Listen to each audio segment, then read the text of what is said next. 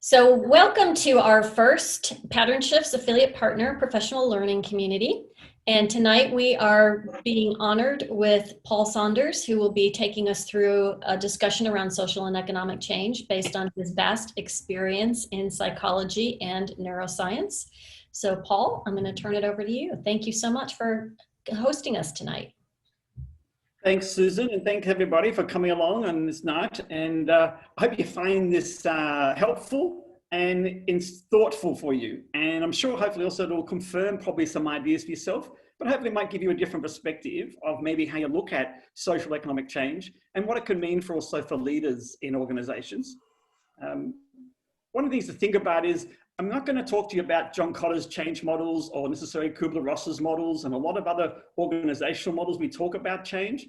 I'm going to take you through some themes which link to more the psychological, sociological impacts of social economic change, and how also our psychology and our sociological group dynamics can influence change.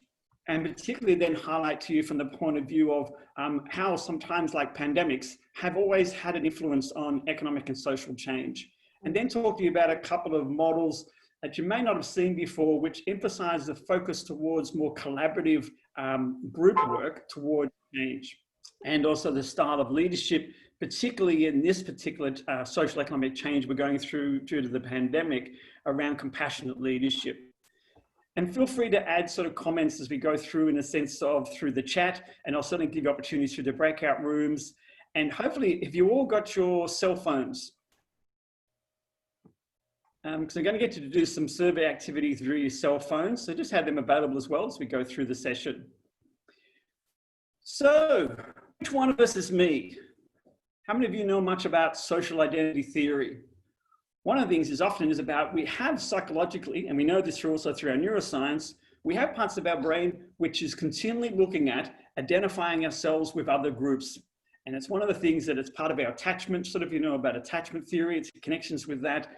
So as well as having necessarily our personality profiles, which we have, I know many of you use personality profiles with leaders.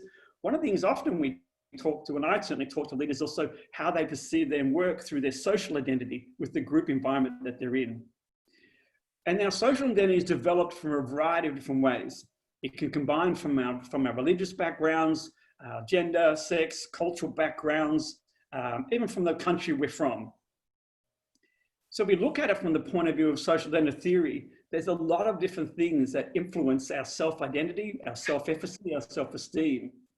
So let me just ask you, if you go to slido.com, so that's on your sort of your phone there, you can go to slido.com, and if you just pop in that number 40932, and I wouldn't mind finding out what type of, how do you identify yourself? What sort of social groups do you feel like you're connected with? And I'll now swap over the screen so you can see the results of this.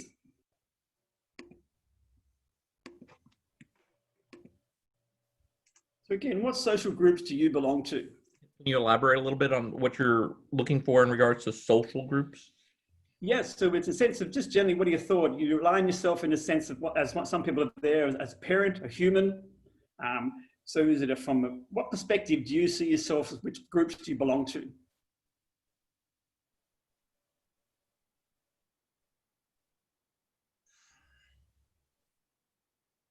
So some of you highlighted you see yourself as part of, as an entrepreneur, as a neighbor. You can use more than one. You can answer quite a few times for this. Married, yes.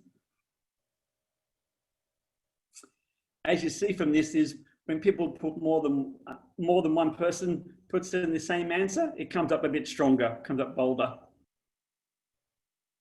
A daughter, a friend, a guide, gay, a brother, middle-aged, yep, a mentor, traveler, a male, a friend, parent again, yep, a social activist, a consultant,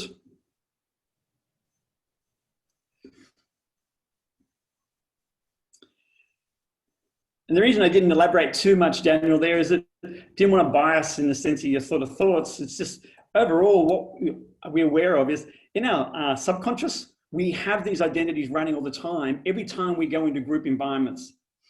So from your role as a consultant with organizations, think about is what's the identity you take into the room? I mean, how many of you have a conversation with your leadership groups, your executives around how they see themselves from the point of view of their social identity? And it has an influence, as I'll show you later, in the sense of how they may think about their role in the sense of leading change, or when change occurs to them, such as what we have found through the pandemic, the impact it has on them. So some of you identified as a troublemaker. It's good. Yoda, which is great. So the sort of thing there's, and as you see, there's a variety, isn't it, in the sense of those activities there. So again, great to sort of see the sort of thinking around we're identifying ourselves and see how that is. Let's look at it from the perspective of then.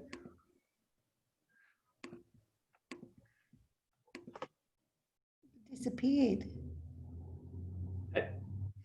Yes. Yep. So as you know, very much like yourself, you know, from my perspective is, you know, I look at it, there's quite a variety of social identities that I could have. And the thing about it, in the sense of when I work with people, I have to think about, gee, where am I coming from? You know, conversations I might have with my brothers and sisters coming from a big family, you know, very different to the conversations I have with an executive, the conversations I might have with friends, purely because of my social identity and the engagement I have. Therefore, I'm constantly in that process. So I want you to have a bit of a chat. Think about is which ones do you have a more priority focus on? When you're dealing with executives, what type of social identity? And from your perspective, what have you noticed about your own clients and how their use of social identity? So I'll break you out into groups. Hello. Hi, guys. We didn't know how to get back. Oh, Just tap your shoes together. Oh, okay. You must have. All right. they beam me up, Susan. Here's Susan. Give me some insight about your discussion about social identity. Well, one of the insights I think Paul and I shared was these identities change. Can change. You can go into very bumpy identity transitions based on context. So Paul is moving to Italy. I was saying I've lived in a lot of countries. I'm fairly recently married to a Moroccan, and I find my identity. I'm really having questions about my identity based on facing the cultural differences in a marriage of somebody who's never lived in the United States. Mm. Right. So just in a lot of ways that your identity can be challenged, or the things you assume about yourself can be challenged. Yeah, very much so. Absolutely. And it's interesting you highlight that, Janice, is how quickly we will adjust our identity based on our circumstances. Put those in context. And it happens all the time around that. Right. So yeah, so it's good. And the other group, what was the general? Well, I can speak for, I think we were group one. I think that's the numbers. To be honest with you, Paul, we sort of didn't take into the room exactly what the tool or exercise was about. So we made stuff up. We were going to keep that a secret, dude. Oh, sorry, Meg, you're right. We crushed it. Meg told me we crushed it, whatever it is. Part of our identity is where we crush things. Right. Yes. Yes. So what did you make up? Okay, go ahead, Meg. Tell whether we made up. Okay. We talked about how, like, our own identity and what's important about that changes according to the group that we're with. Am I the CEO of this group? Am I a consultant? Am I the sales manager? Am I, right? And then we also talked about how identity is really important for people ages like 20 to 28. You know, really late adolescence, early adulthood, that's what they're forming. That's their core task. And so if you're working with identity issues with that group, it's going to be very appealing and important. And then there's people like us who are just over our identities. We don't care anymore. Like, so that's about how far we got. Yeah. Yep. No, that's a really good point. And that's it. Isn't it interesting? Is like when you're a teenager, we're a lot more focused about how you felt and connected with groups. The social identity became really strong. And we know that in puberty, this is when it really particularly comes, and our part of that brain that's still developing, that's when it becomes quite active. But it's interesting is as you get older, you get in a certain stage of life, oh, I don't care how I look, I'm not sort of worried about what other people think of me. You change that sort of situation there, activities there. But as you see, it changes because you change. Do you think social identity then has an influence on how the society changes? Yes, Oh, yeah. absolutely. Yeah, absolutely. And this is where the psychological, sociological factor is. If you understand an individual identity and how it connects to social identity, it can actually significantly shift things and work through that. What do you think are some of the key things in today's world that impact social identity? Media. Yeah, the media. Significantly. Yep. Say Yes. political climate. Politics. Politics, absolutely. Those sort of things. Immigration. Yeah. Yeah, immigration, absolutely. Where there's Education. Education, yep, absolutely. All those sort of things, very relevant there. So it depends then also is on the social norms you create, the group homogeneous or diversity, those sort of things come into play, all of those sort of activities there. And that can impact in a social economic environment. Social identity, as you've identified, is quite dynamic. From the Center for Creative Leadership out of the United States, I've done a lot of research in this area and highlight this. And we do this also in the work I do with the Melbourne Business School. We often talk to leaders about, are they aware of their social identity and understand it enough so they know how to actually make sure they're clear about it. So that self-awareness is really important, but then also know how do they create the social identity of their culture in their organization they're leading, from their team dynamics right through there.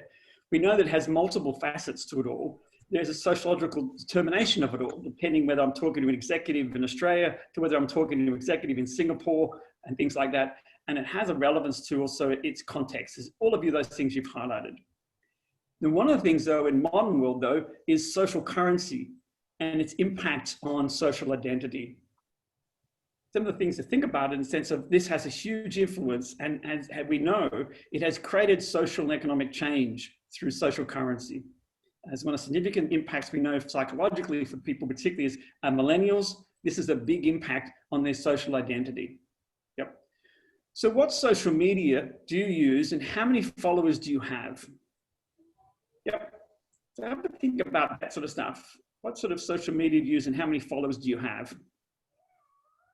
How many would you say, how many of you use Twitter, those sort of things?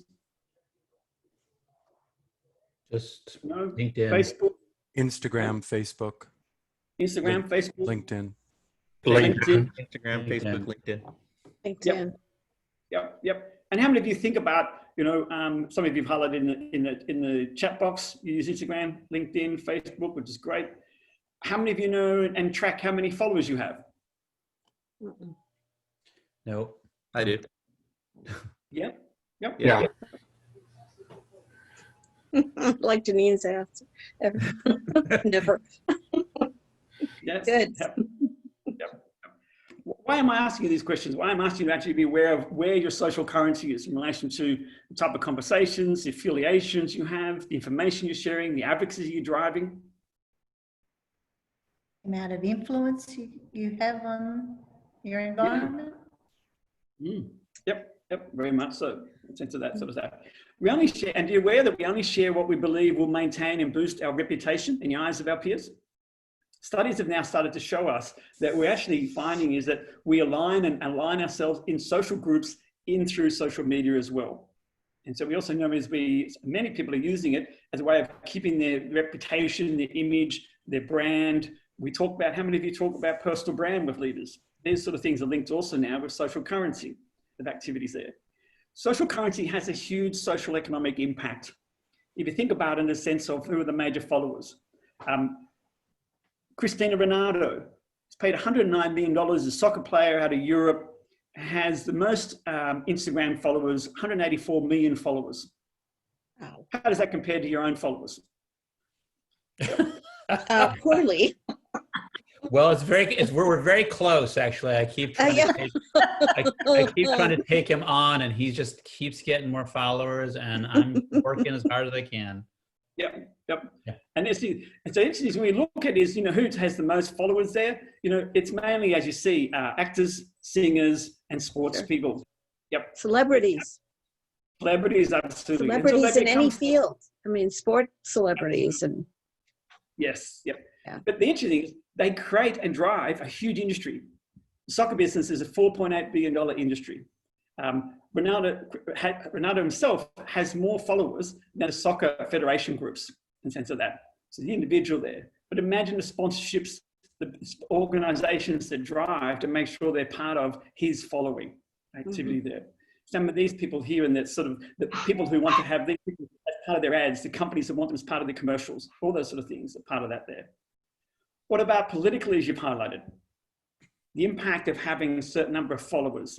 How many followers do you think Joe Biden has and Donald Trump have, and how much influence they have? I think Trump has, doesn't he have 60 million? 86. 86 million? 86 million followers. Oh, Joe Biden, I'm sorry. I would say how frightening. Sorry. Yeah. Yep. I think, frankly, I'm thinking about this a lot these days about social media. We have to somehow understand this better, what it's doing to society. And I have pulled back a lot from social media over the last 4 years. I'm worried. Yeah. I'm worried. I don't even like the term branding anymore because I feel like it's like we're all trying to do it as cheap.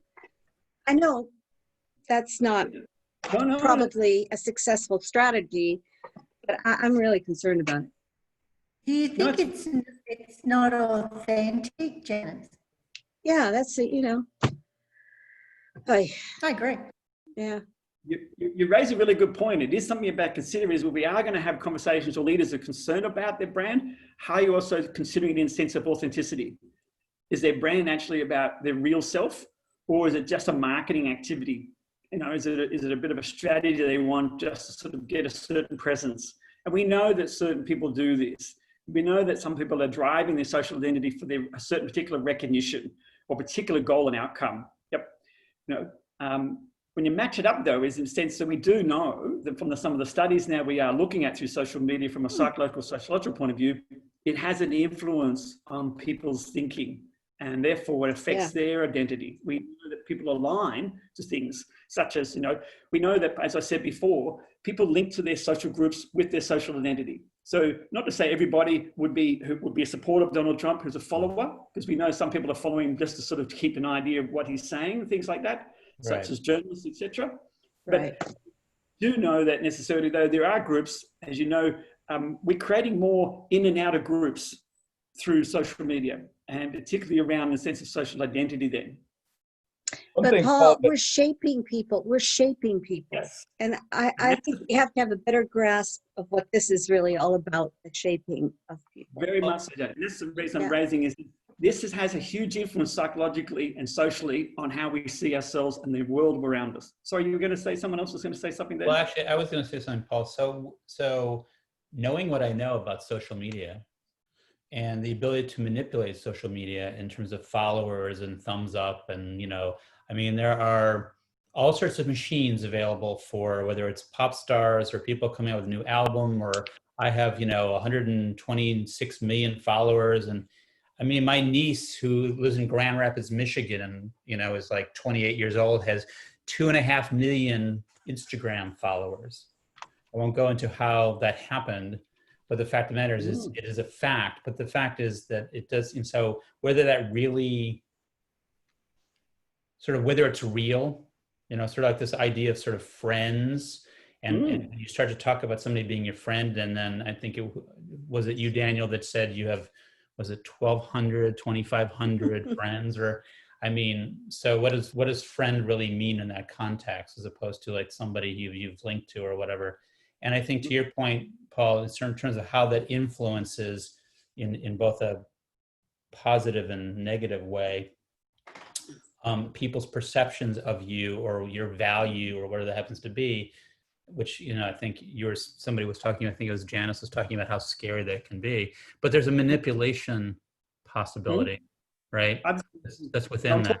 So you're absolutely right. I'll talk you through that a bit more around that and how we need to consider that. If you're looking at, but it is impacting our social change going on at the moment. And Daniel, you're highlighting? Yeah, I was just gonna, since you asked about, how do I differentiate? My Facebook page is strictly friends. It's friends, it's work colleagues, it's people I knew growing up in high school. Sometimes it ends up being their parents as well, which is always fun. It's relatives. LinkedIn, I'm much more particular about who I connect with on LinkedIn because that's more of a professional setting. So it might be somebody that I work with, somebody I've networked with, a client. Every now and then it might be a potential resource that I might be able to collaborate with in the future. So that I'm a little bit more mindful of, okay, who am I letting on here and who am I not? Instagram, I'm still kind of new to. So I think a lot of my Instagram contacts are mirrored by my Facebook contacts, but it's also the same company. So anybody that's on Facebook is also identified, hey, they also have an Instagram. So you kind of end up double dipping, if you will, on that side. Yeah. I would make a quick point about looking at those stats. And Joe Biden's an interesting case, right? Because there's also then what is the impact? Because if you look in one sense purely at his numbers, there's no way he should be the presidential nominee, right? And then he hits South Carolina. So what happens there in terms of the interplay of other types of networks that are also social identity, but are there? And then the thing when you put up the picture of Obama, part of Joe Biden's social identity is his connection to Obama. So I'm wondering about this. He's leveraging his association. So whether you follow him, right? I mean, I'm just thinking about the intricacy of this and how these things influence each other and their impact in the world. Yeah. Well, but Tommy, you just said something which is really interesting, is that you've drawn a conclusion, which I don't get to, which is, so because Biden's number on social media, whatever that number is, 10.3 million, that he shouldn't be the candidate. Wow, that's an interesting. Because if you look at what the narrative was before he hit South Carolina, and especially the narrative of Bernie's supporters and population, assumptions like what does the number of followers actually mean? That's all I mean, is that one of the most shocking stories early on was like how he had no money, and yet because of what? This is interesting. That's all I'm going to. What I say shouldn't be. It surprised some people, and part of that was because he didn't have a following or he wasn't in the media. So I'm just raising that. Yeah, you're absolutely right. I mean, further and say that would be the same for Obama in 2008. Without social media, he would not have been the nominee in 2008. And that's what you highlight. Isn't it interesting having this discussion around how the social media has an influence on people's decision-making, perspective, or even nominations? As you see, your lobby groups use these strategies, for and against the scenarios that you highlighted there, Tommy, is like, Biden's influence and others' influence in the parties has an influence on others about building up the reputation and brand. But this is where you also had a number of issues where it can be quite negative and positive. As you see here, there are certain media groups that target social identity. They actually deliberately target certain social groups and align themselves and only communicate news that is relevant to that group. Yeah. So as you see, we have very biased. Well, isn't that what the Russians are doing? Aren't they? Isn't that exactly what they're doing? Yep. To undermine American democracy? They're tagging certain groups and shoving all kinds of information at them. But it's not just Russia. It's also coming from Colombia, Brazil, Korea. Oh, sure. Yeah. I agree. Yeah. Well, I think the challenge here is that those are very, different ends of the spectrum. So where is the unbiased news for independents and more free thinkers, right? If you don't identify with either of those groups, where do you go to get your news that is, more towards the truth, if you will, not as biased as these two groups show. According to the research, the most unbiased news source is the Weather Channel, but it also gets the most things wrong. Really? Well, I can understand the weather part of it, Daniel, getting the most things wrong. I've never seen a group that's so well paid for being wrong so much, but. But I'm sorry, are we saying that MSNBC is biased? Is that what I just heard? Yes, absolutely. Oh. I think I so. don't know whether it's a question of where you get your news from. My take on it is that the more places you get your news from, the more likely you are to ponder it and critically analyze it, and therefore you will have a much better perspective to be able to determine you know, like what you want to do with it or what you believe is the most. I agree, Janine, 100%. The thing that's sort of interesting too about sort of social media, just as a sort of a driver, if you look at the stats, I can't remember what they are now, but if you look at the stats of the number of people that use social media, and specifically at Twitter or whatever, they're sort of looking at these different components. As far as the population of the world, it is not the dominant thing. Yes, exactly. So there's a misconception that Twitter is somehow taking a temperature on like the world or the community or the United States or whatever. And I would suggest that that's a false thing. Yeah, it's interesting, Tommy, isn't it, that you've highlighted that? But how many people know that? How many actually? You're right. They don't, Paul. That's right. That's exactly right. They don't, and they don't really look at that. And so it's this idea of, back to your point, I think, is how this impacts social identity with people, even though it's a very relatively small group that's sort of having a loud voice in the conversation to formulate what that looks like. And I think that's back. I think it was Janice's thing, which is it can be very dangerous in a person. Yeah. So Paul. Oh, sorry. Paul, if I could raise two things. I'm trying to figure out how these relate. If you think they do, that's great. If not, we can just park them. I'm one of those people that needs to talk in order to think. So please, just for a second, I'm thinking about two things. One is, to the point about social media and its use across the world. I think in terms of social identity and participation, perhaps, let's say on Twitter, there's a desire to be, as the musical Hamilton says, in the room where it happens, right? And so who is in the room where it happens, and what does that mean for them, and what happens in the room, which I think is true across society in general. You could talk about who gets included or not included based on different social identities.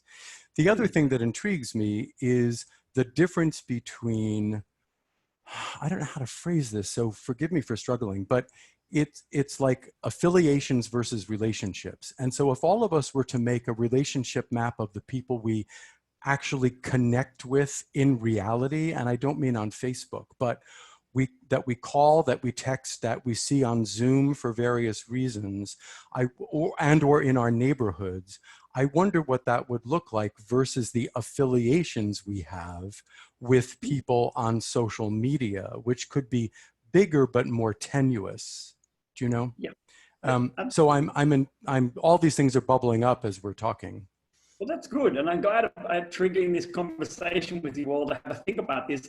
As professional coaches and consultants, how are you also having these conversations? Because this is what organizations are challenged with at the moment. Leaders are challenged with this same sort of thing.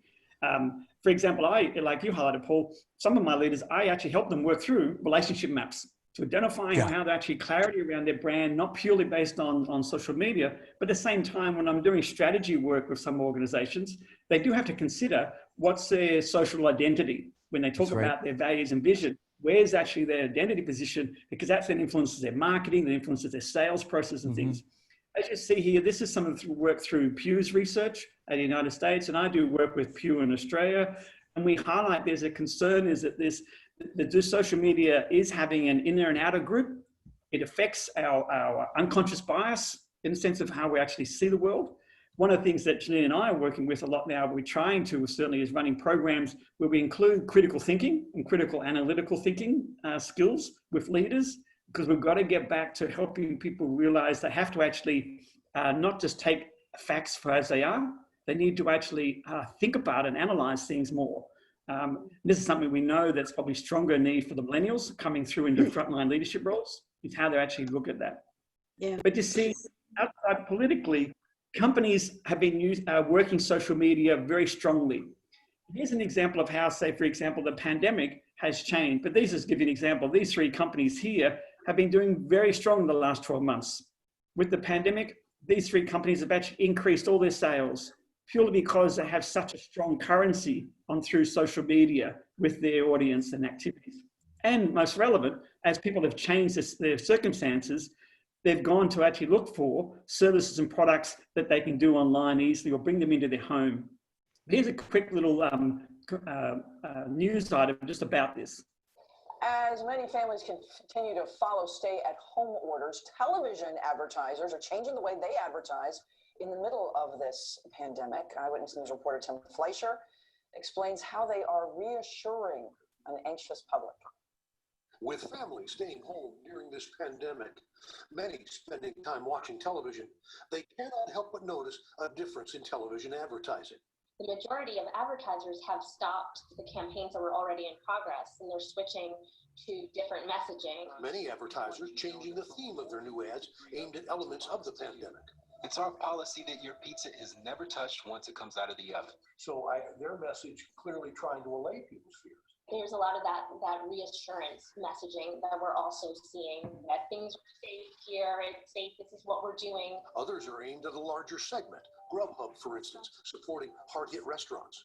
Restaurants are facing a crisis, and they're counting on your takeout and delivery orders to make it through. There are some advertisers who've just basically said, we just can't either afford it or we're not reaching an audience. What's happening? In particular, retail restaurants that have been particularly hard hit by the coronavirus, and they've really hit pause on all marketing and advertising. Adrian Pasquarelli is senior reporter with Ad Age and is following the changes in television advertising. Retail advertising was down. For the week ending March 23rd, household product ads were up 43%. I think we know why. Still others have ramped up their messaging, reaching out saying, we are in this together. We're here for you, especially now, doing everything possible to keep you connected. I take it they're looking for their own special message here. There's a lot of messages like that around unity, around helping others. And thanking others like the frontline healthcare workers, nurses, and doctors. I give you all my love. Different messaging for a much different time. So as you see there, companies have been adjusting and due to the impact of the pandemic, have changed some of their marketing. As you see, it's also helping them look at how their identity is being presented. Are they showing care for their community? Are they actually showing that they're actually supportive and things like that? Think about it for yourself. How many of you are putting things on LinkedIn or Facebook or Instagram that's showing your values coming through, how you're encouraging people to cope? I know I've certainly been doing that. I know, Susan, you're highlighting it, like the 1st of October was, do say something positive. Would we have done that 12 months ago? We've done that 2 years ago. See how the pandemic has influenced and affecting our social identity and our social group dynamics. And that's the sort of things that we have to be thinking about. This is how they all get changed. So let's think for yourself. How do you use social media to influence or educate your client market? What are the different things you're putting out on LinkedIn or messages? And as Daniel highlighted, you're very focused about where you place things. That's a strategic business skill to think about, is where you're positioning it. I know Janine and I have been working through this as well. What would we put on Facebook in areas, what would we put on in sense of LinkedIn? Because they're two different markets, two different segments. But what's the message? What's the identity you're putting out there? So again, I'll put you into small groups, have a bit of a chat, or Susan put you into groups, have a chat. How do you use social media to influence or educate your client market if you do that?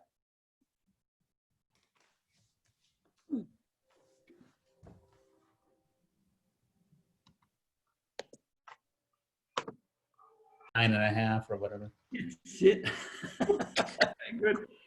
So tell me, what was the discussion about in the sense of your use of social media in your business? I'm not the one to talk to. I don't do anything with Facebook. I don't do anything with Twitter, nothing with Instagram. I just rely on 29 years of being with clients and the referrals we have, and redesigning our website to do more search engine optimization to let people find us. So I'm not capable of really probably contributing a whole heck of a lot to this discussion. But me neither, Rick, because I don't do anything either. But my two colleagues there asked me, well, what would you put on if you were going to use social media? And I instantly went to the political situation, actually, by about mind control, manipulation, demagoguery. Those are the things that are uppermost in my mind now, is how, and my thinking and reading is really around that. How do you deal with people like Trump or Mussolini or Hitler? You know. right? I think, So I guess maybe I Yes, should we get had a active and say very some light things. discussion. Yeah. Say I again, don't Janine? usually use Facebook, but I do use LinkedIn, and occasionally I'll use Twitter. Just depends on if I can't find somebody on LinkedIn. I will go to Twitter if I want to do a shout out to them. But I really don't have a lot of use for Facebook. Sorry. Well, you don't have to. You don't have to apologize to us for not using Facebook. It's like I don't even have shares in it, so it's like fine. Well, I made a comment to our group is Facebook to me has become the bathroom stall of the internet. Yeah, good. I bought the good options on it analogy. today. Good analogy. And is that a problem? Okay. What about TikTok? Is anybody using TikTok? Did you see Kellyanne Conway's daughter with TikTok? Yeah, I know. How she exposed her So should mother? Child Protective Services. Yeah, well, she tried to emancipate herself from her parents. That's how social media can. I mean, there she was sitting on her bed taping her mom and then showing all of us. Yeah. Really What I found dangerous interesting- stuff. There's something to think about it in the sense of, sorry, Janine? I was just going to say, what I found interesting was that it was quite a narrow focus that I heard that we each had. I know that my answer was a very narrow focus. It was like, it's very targeted, and that just adds to that narrow world view. Like, this is what I put out on that particular platform. And so that's what people would see on that particular platform about me or about our business. So it is a really narrow view, and it's really siloed. Yeah. And I'm not wanting you to necessarily think you have to actually use social media for your business or the way you work, but just are you aware of it, how it's being used in organizations and how people work through it and where it's working and where it's not and where are the dangers of it? You know, the sort of things are, you know, as I was saying to Susan, for example, when I've had executives who go through a change of career transition, first things they want to talk to me about is, what do I need to do on LinkedIn? You know, LinkedIn is very much a business market networking group.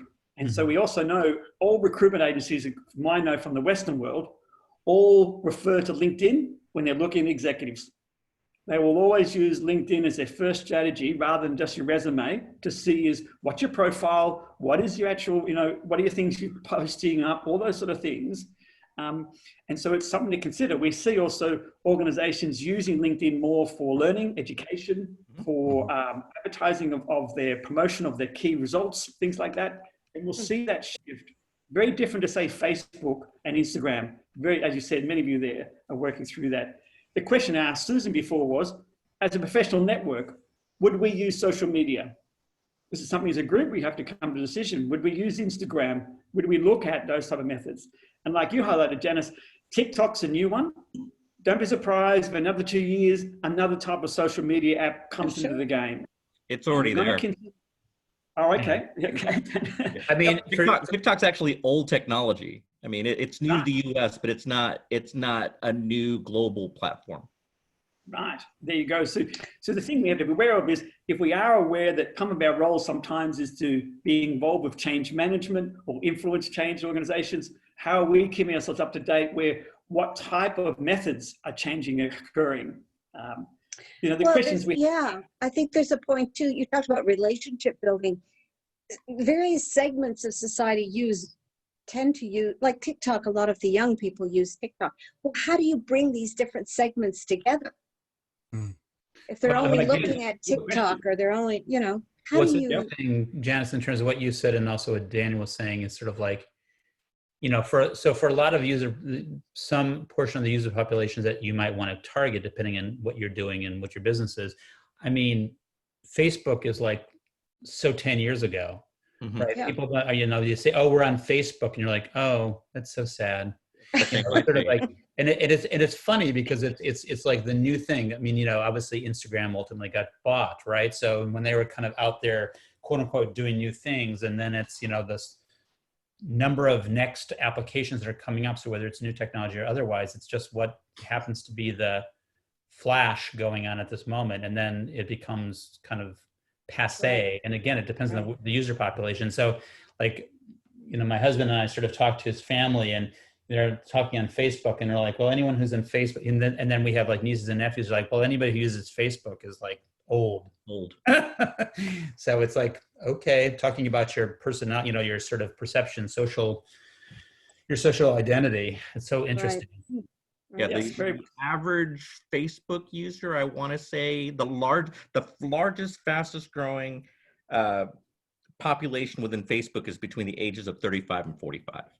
Right. And 5 years ago, it would have been completely different as a demographic, right? And if you choose not to use a platform like, say, WeChat or WhatsApp, you're completely doing away with an entire segment of the globe.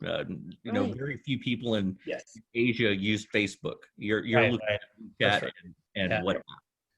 What we're seeing is that in organizations, particularly this year with the pandemic and social isolation, a lot of organizations have moved to some sort of software platforms, collaboration platforms. So they may not necessarily be using the Facebook stuff, but Slack, other type of stuff, MS Teams. So what's happening is this also influences their identity and group dynamics. And so outside of looking at it from the point of view of social media, what we're seeing is social platforms are now becoming a big significant play in the way organization group work is happening and leaders' ability. The amount of leaders that I've worked with this last year of needing to actually ensure they're really effective at communication via video. Rather than normally face-to-face or town halls, is that their effectiveness on actually putting a video out that is going out and streaming, whether it's live or recorded, it becomes an important factor because it relates to, in the sense, whether people believe them, whether they're actually seen as showing the care, those sort of messages are coming through. So something to think about. Paul, is all this social media and using LinkedIn and all this other stuff, is it drawing people away from really building relationships? We used to say leading was all about relationship building. Is it still? Yes, absolutely, it still is. The thing is we may have to check our own concept of relationships, is in the sense like millennials they still think they're in relationships. It's just a method of doing relationships. Texting regularly to a friend is a relationship behavior. Communicating through social media or apps or through platforms is a communication relationship. How many of you, I know I've certainly been running some sessions through this sort of environments. Are we having a relationship now? By having this here, I'm not seeing you face to face. I'm not even in the same country, but am I having a relationship with you right now? I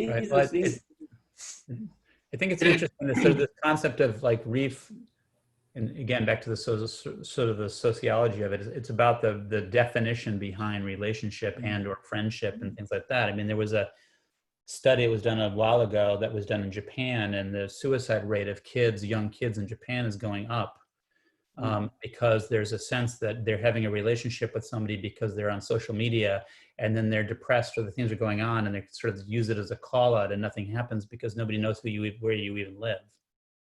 Yeah, so it's sort of this weird, talking about what this means. I've had conversations with people like, they're like a really good friend. I know that, have them social, on Facebook, blah, blah, blah. I'm like, oh, really? What's their last name? And they don't know. There's entire television shows designed around that now. I mean, you look at, there's a show called Catfish, which is entirely around people have narcissistic relationships with people that they've never met and come to find I've heard about that. It sounds fascinating in a way. What was that? What's it called? Catfishing. Catfish, and the concept is called catfishing. It's when you try to pursue a relationship with someone without actually meeting them, and they assume that you're someone else when you're actually an entirely different personality in person. Right.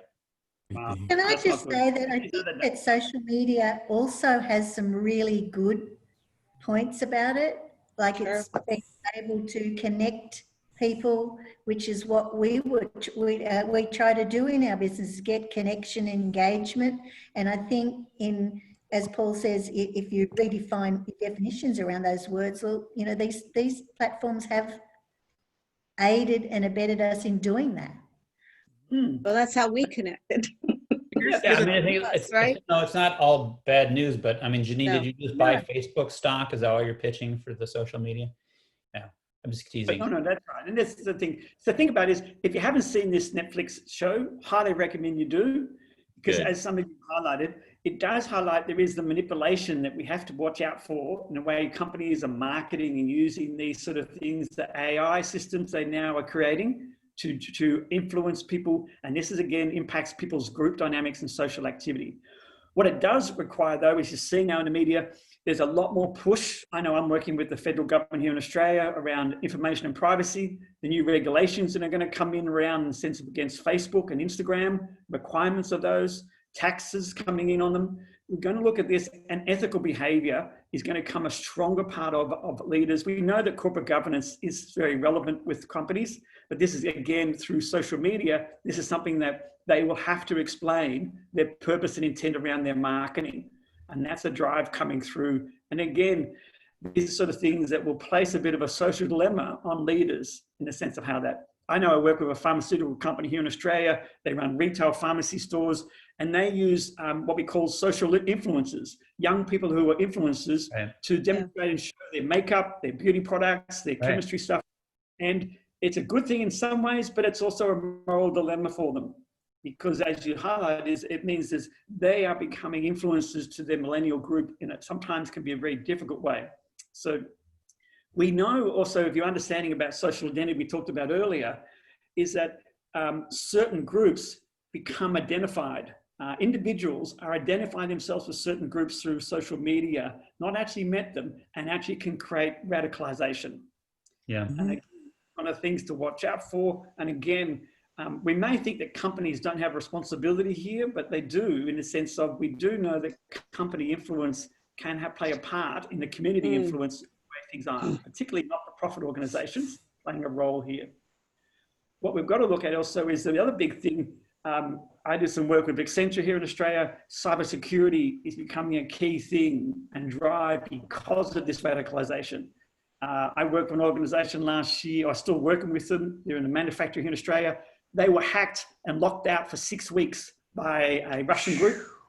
Couldn't access their data. And so, you know, it really impacted their ability to operate.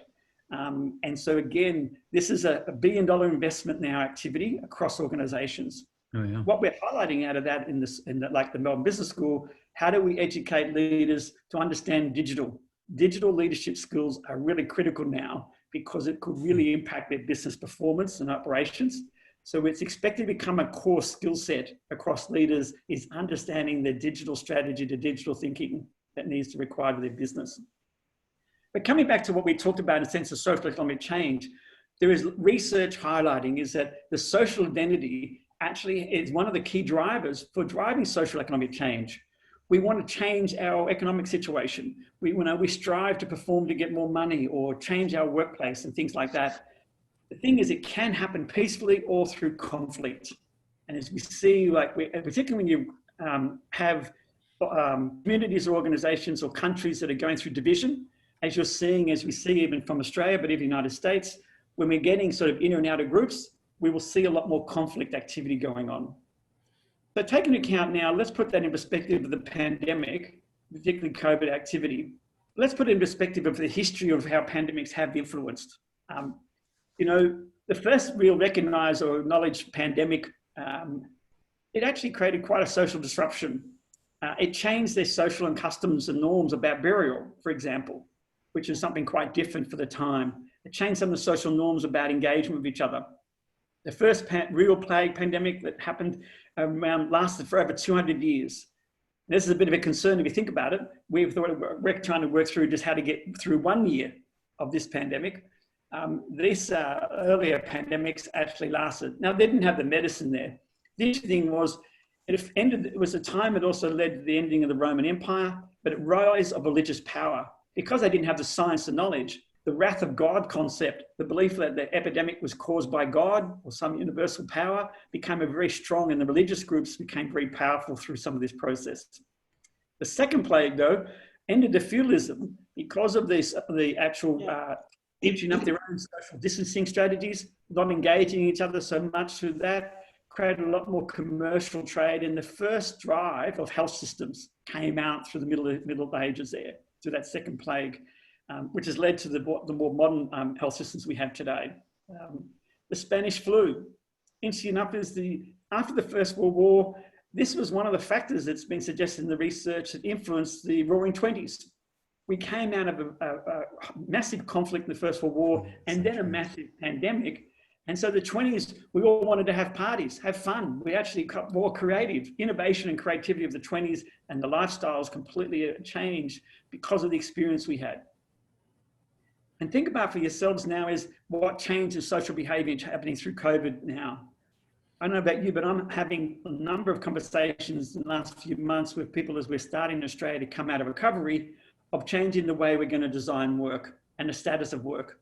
I was looking at some surveys recently. As we're looking at about 86% of Australians don't want to go back to the way work was.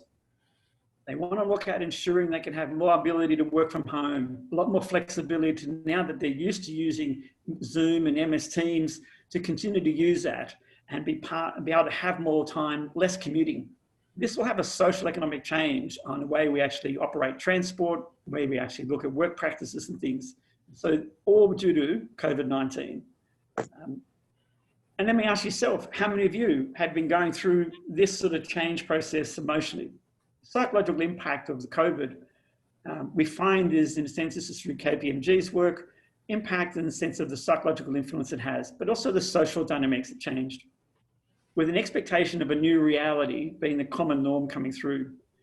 What we're also seeing is a lot of drive towards more meaningful work, a greater motivation towards wanting to look at more opportunities as well. And think for yourself, how many of you have been speaking to your clients and they're looking at how they're working, the way they're working and why they're working.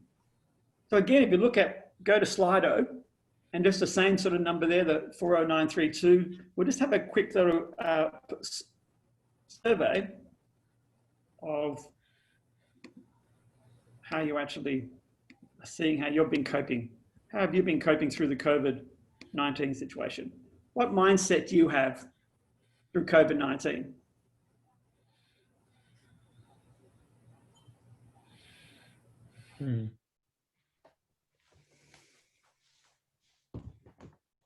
You've got a growth mindset, that's great.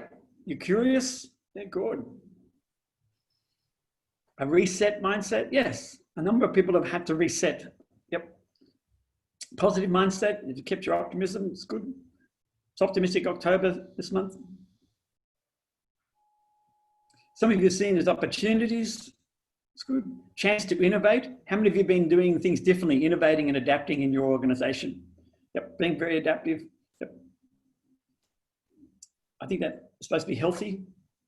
Focus on health. Yep. Focus on yes.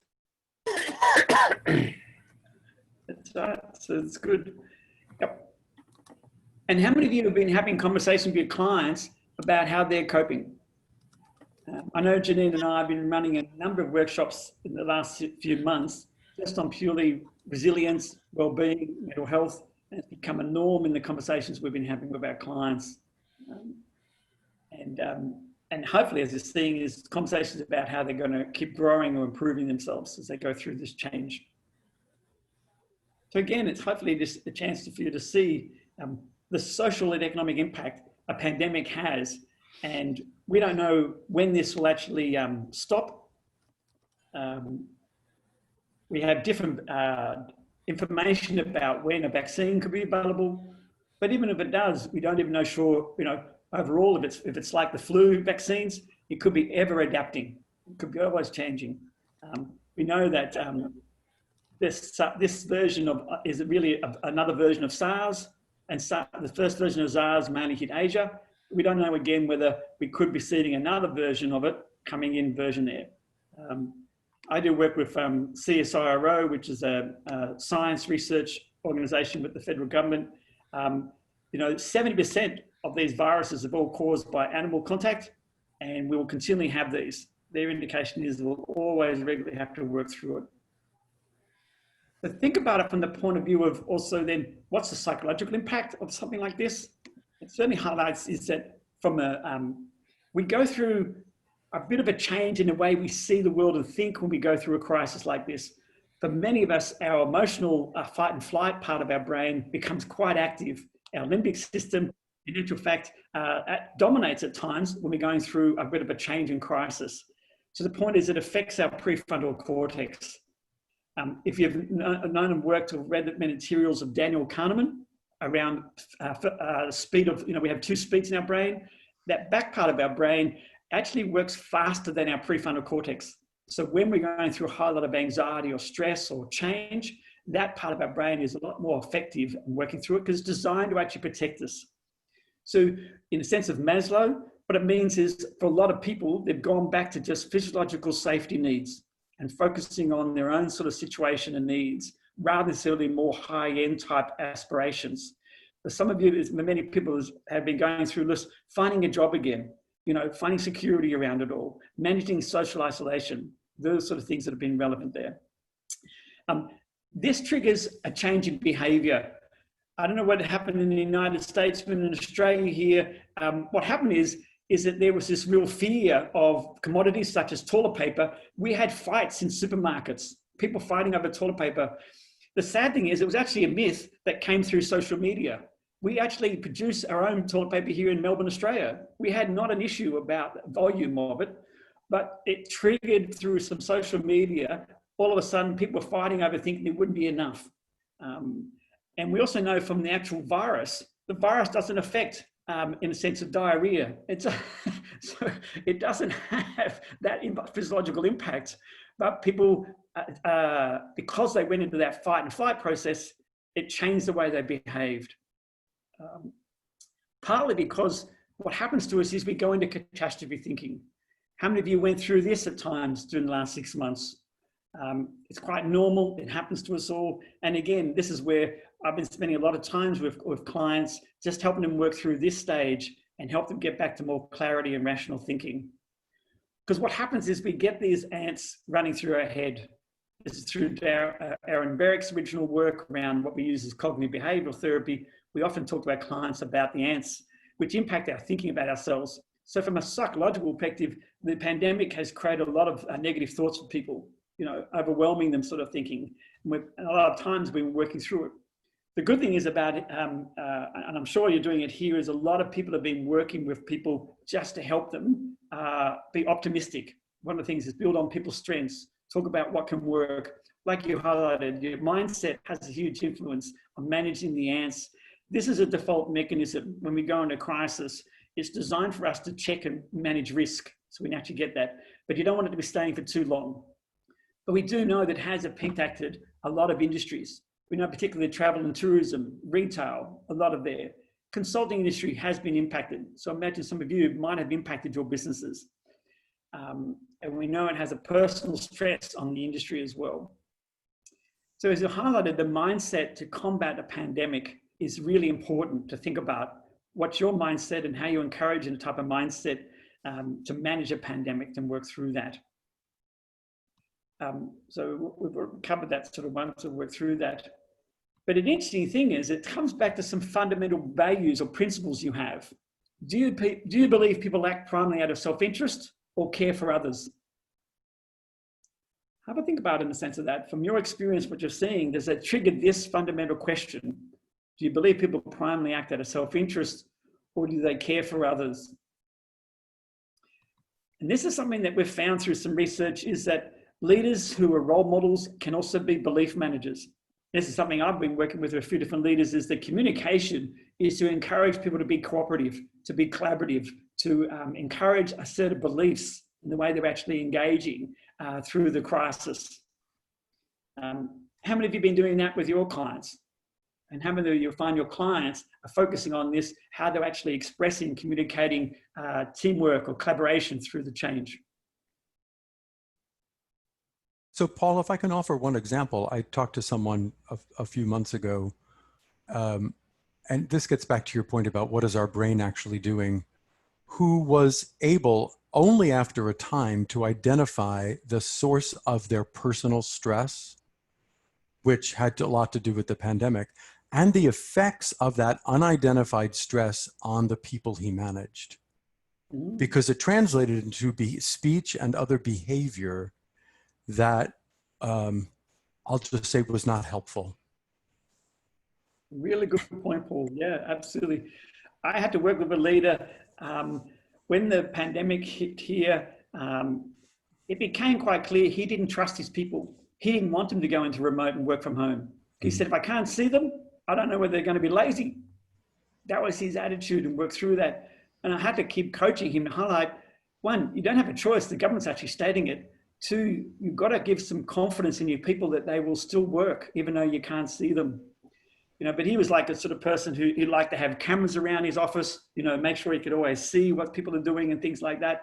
So it was a real challenge about his fundamental belief in human nature and how people worked. The interesting thing is that because he was forced to do it, caught up with him a month later, he's actually okay because he's been able to see every one of his employees still worked hard, even though they weren't able to be in the office. And so the positive thing about it is help shift that. But this is a bit of a challenge, is his belief was impacting the way he was actually operating with his team. The nice thing is this could be quite a positive in the sense of going forward. So the another thought on that, Paul, just real quick, in terms of how we're working with the people we're working with is, is not just for themselves, but for whom else in their lives are they also managing this, right? So in our introductions, I mentioned the fact that my wife and I have 5 kids, 18 to 24. So that picture of the brain that you put up, that's not even fully functioning right now. And then they're having to grapple with all of these different things. So I might be doing this fine, but I'm working with so everybody that we're working with, it's like the spheres of systems that are impacting this and the multiple. I've had as many conversations with clients or colleagues who are parents about their kids because that's what they're worried about. And then we can get to the stuff that we're trying to work on. So everything that you're talking about and then some. Absolutely, Tommy. It's a really good point to raise, as how we've had to have a conversation more around the person, not just their job and not their work, about also the impact this is having on their family life and things like that. I don't know about you, I've had sessions because the executives are working from home, their kids are with them, right. And they're talking to me more about how they're trying to juggle. They've got their little people who can't go to school and they're seeing their mum at home and their mum's trying to work, but they want their attention. It's those sort of things we've had to help them sort of talk about how to create routines and habits in that sort of different environment. Very different type of support. Yep. Yeah, Tommy, I was thinking the same thing when Paul was telling that story about the manager who, didn't trust their people and needed to role model, even though he didn't know how to do that. Like you, I think that what we need to coach people or mentor people about or guide them through is about how they can fit their own personal identity and belief into what's happening now. And that is the form of role modeling that I think that Paul actually did with that manager, because it didn't just happen overnight that he suddenly thought it was all okay. He was able to learn how to use Zoom, and he quite enjoyed that interaction and was able to find a context for himself or for his own brand identity within the parameters of what he could do. And that's what I hear you talking about. That's what you're doing for your children or your young adults. Yes. Yeah, very good point there, Janine. Absolutely. And this is where, again, it was so important to ask you before, what's your mindset? Because remember, if you've got to be clear on your mindset, and you've got to be able to know you can have resilience and cope, because that's something that will help others. And this is another model that I've been working with a few organizations with this year. It's something that I studied last year, was an understanding of what's called a pro-social approach to collaborative change. It's based on some evolutionary science and psychology, as well as also more personal psychology. It's just a perspective of looking at a proactive process. The video link I sent out to you all yesterday was showing how this particular collaborative model of social economic change was used during the Ebola epidemic that happened in Africa, and how a particular group used this model to bring the community together to change some of their social norms and customs. Because Ebola is contagious when people die. And what happened is that they have a culture where they do a lot of contact with the dead bodies as part of their rituals. And that's what's spreading it. And they had to change the social thinking through a process of pro-social activity. What it means is it asks us to look at what is the relationships, what's our awareness of the relationships, what's the awareness of our social identity in groups, and how do we then have a conversation together to talk about it when we need to change the culture based on those two factors. So the social identity, the social currency, the cultural environment work through that. And it encourages to look at core design principles of a collaborative culture. And several organizations already have some of these, but I've been working with one group particularly at the moment. They've been going through major conflict through this crisis. And so we've been working through them to come back just as a team, first of all, as a leadership group. Let's go back to their original purpose, their meaning, reaffirm their values and see how they're operating them, and then talk them through this cycle. The other key part about this is recognizing, is there a very clear overt agreement about how they deal with differences in conflict and how to work through that together. And again, this is something that I find having a framework is helping the leaders I work with work through more of a collaborative cultural environment or create that. So it's one of the principles of it. And so I'm just aware of my time. I'd love to have a bit more chat. I just wanted to raise the awareness of one of the other key things that we're seeing coming very strongly through is the concept of a compassionate leader. This is something that has been researched and worked through for a few years now, but it's become quite prominent this year. And you can understand why, in a sense of the leaders with a pandemic needing to show this type of leadership style. Hopefully, though, it's authentic. And this is the key things that you're thinking about. Are you having conversations about the compassionate side of their leadership? And Mackenzie's got a really good article and story around this. There's now a Charter for Compassion group set up here in Australia through the universities to look at how we can develop this more. We do know from some of the immediate research so far this year that the employee responses are showing a very positive to the leaders who are showing compassion, are very engaging there. I'm working with a couple of councils, and what we're finding is the leaders who have been very proactive in showing compassion and making sure they're regularly communicating with their team members are getting a really good response of empowerment, but commitment to work together through the changes going on. And so the other key component of compassion leadership is educating our leaders around building psychological safety through this sort of change. So there's 4 key factors we often work through is how do they make sure their communication is credible? How do you also make sure it's feasible, that it's something they know is going to be sustainable, that's relevant to the environment situation, and how is it personal? And again, it's helping them through that compassionate process. So I just wanted to give you through that sort of message there and hopefully give you some insights from a very different way of looking at change, how a psychological, sociological perspective can have an impact on the way we actually lead and consult with our clients around change management. Very interesting, Paul. Years ago, I mean, really many years ago, the early 80s, I was involved with a group as a volunteer. I was working full time, but as a volunteer, I worked with the Institute of Cultural Affairs, who had a social methodology very similar to this. And they were extremely effective. And in fact, what we did is a big project I worked on. I had worked with the World Health Organization, and I was interested in social change in other countries. And the World Health Organization, like a lot of UN agencies, relied on expert consulting. And this group, Institute of Cultural Change, relied on social methodologies for change. And what they would do is they'd go into a community. They only went in when they were invited in, but I saw their work in India. It was amazing. They would go in and they would talk to the people in the village about what they wanted to see, if they could do anything within the village. They only went into very poor villages that were really not working well. What would they want to see happen in that village? And they'd pull groups together like in the video you saw there yesterday. I watched it. And they would have discussions about, okay, if you could change anything, what would you change? And people wanted healthcare. They wanted education. They wanted jobs for their kids. And so through the processes they used, they, sorry, I lost the video. Can you hear me? Yes. Yeah, okay. So the processes they used, they would empower the community to take action on their own, because these were people who felt powerless. Plus, they didn't know how to tap into resources. So they were able to make dramatic changes or unleash this momentum. And really the key was, it was so meaningful. It had purpose. It brought people together around something that was core to their lives. And actually at that time, the interesting thing was the best change agents were women, because women weren't held back by the masculine traditions of being macho and in control. You could appeal to the women to take the risk to make changes, to try something new.